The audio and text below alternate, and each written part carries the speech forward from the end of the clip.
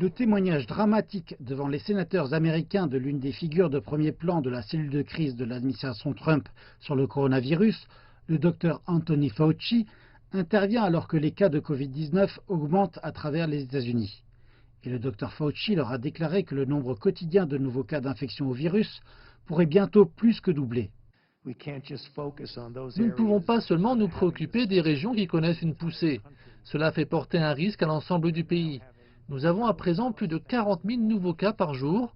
Je ne serais pas surpris si nous passions à 100 000 par jour si nous ne reprenons pas la main. Par conséquent, je suis très inquiet. Après le témoignage du Dr Fauci devant le Congrès, l'ex-vice-président Joe Biden a critiqué l'administration Trump pour sa réponse à la pandémie. Vous voyez, les mesures que vous avez prises jusqu'à présent n'ont pas fait le boulot. Monsieur le Président, occupez-vous de la pénurie de matériel de protection personnelle pour nos travailleurs de la santé avant de débuter une nouvelle partie de golf. Le rival du président Trump à l'élection présidentielle de novembre a aussi déclaré qu'il n'organiserait aucun événement de campagne à cause du virus. Mardi, l'actuel vice-président Mike Pence a défendu l'action de l'administration en expliquant que le taux de mortalité était à son plus bas niveau depuis la fin du mois de mars.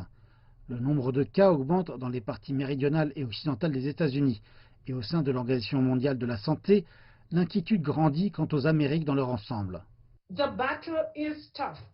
La bataille est rude, mais elle est loin d'être perdue. Il reste beaucoup à accomplir et notre région a la volonté, la solidarité et les outils pour infléchir la courbe de Covid-19 et la maintenir basse.